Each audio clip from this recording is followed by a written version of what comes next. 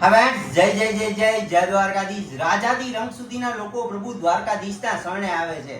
ખાસ અત્યારે Gujarati film industries નવા મૂવી આવતા હોય છે અને ખાસ એવા જ ગુજરાતના ખ્યાત નામ અને એવું કેરેક્ટર કે સમગ્ર ગુજરાતમાં જેમનું એક અલગ નામ હશે એવા જ હેમાંગ દવે આપણી સાથે છે. હેમાંગભાઈ, પહેલા તો જય જય જય દ્વારકા. જય દ્વારકાધીશ. ખાસ આજ દ્વારકા અને આપની પણ નવી મૂવી આવી હતી, શું કહેશો?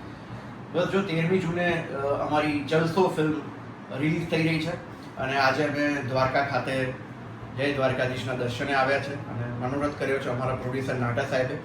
તો અમારી આખી જલસોની ટીમ આજે દ્વારકામાં છે અને ખૂબ મજા કરીએ છીએ. અમે સવારથી દર્શન કરીએ છીએ, ધજા ચડાવીએ છીએ અને પ્રસાદ લીધો હમણાં સરસ મજાનો. અને બસ ભગવાનને દ્વારકાધીશની એક જ પ્રાર્થના કે અમારી ફિલ્મ અને ગુજરાતી ફિલ્મ ઇન્ડસ્ટ્રીની તમામ ફિલ્મ બહુ જ સરસ રીતે ફિલ્મ લોકો સુધી પહોંચે અને લોકો એને જોવે. હેમાંગભાઈ, કંઈક ને કંઈક આપ દર્શકો માટે એવું નવું લઈને આવતા હોવ છો. જલસોમાં કેવો જલસો લઈને આવો છો લોકો માટે? મારું કામ જ છે જલસો કરાવવાનું. એટલે કમ્પ્લીટ એન્ટરટેનમેન્ટ ફિલ્મ છે, ફેમિલી એન્ટરટેનમેન્ટ ફિલ્મ છે.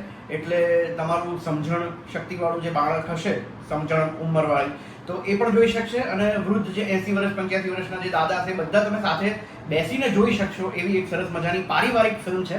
અને જલસો, ગુજરાતીઓને જલસા વિશે કોઈ અંડરલાઈન કરવાની જરૂર નથી, કશું સમજાવવાની જરૂર હોતી નથી, કારણ કે જ્યાં જ્યાં ગુજરાતી હોય ત્યાં જ્યાં જલસો હોય જ, બાય ડિફોલ્ટ હોય. તો બસ એવો જ એક સરસ મજાનો પારિવારિક જલસો અમે ગુજરાતી ઓડિયન્સ માટે લઈને આવ્યા છીએ. હેમાંગભાઈ, એક એવી વાત, ઘણા ટાઈમથી આપ ઇન્ડસ્ટ્રીઝમાં જોડાયેલા છો. ગુજરાતી ઇન્ડસ્ટ્રીઝમાં પહેલે જોતા ને તો બે જ કલાકાર જોવા મળતા.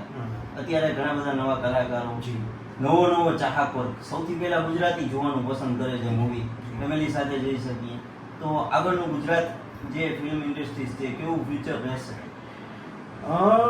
આપણે જોઈએ છીએ કે છેલ્લા 15 વર્ષથી જ્યારથી ગુજરાતી ફિલ્મ ઇન્ડસ્ટ્રી, આપણે જે અર્બનાઇઝેશન જે કહીએ છીએ કે ફિલ્મોનું જે અર્બનાઇઝેશન થયું, હું અર્બનાઇઝેશન કે રૂરલ ફિલ્મને કંઈ અલગ નથી ગણતો.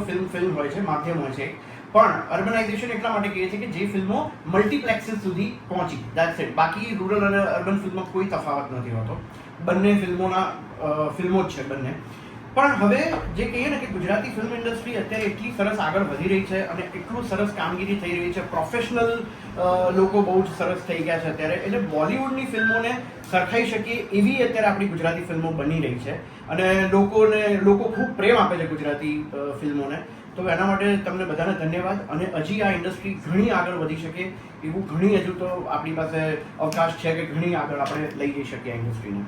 તો દ્વારકા ટુડી દીવમ તો વાણી સૌને મારા જય જય જય જય દ્વારકાધીશ.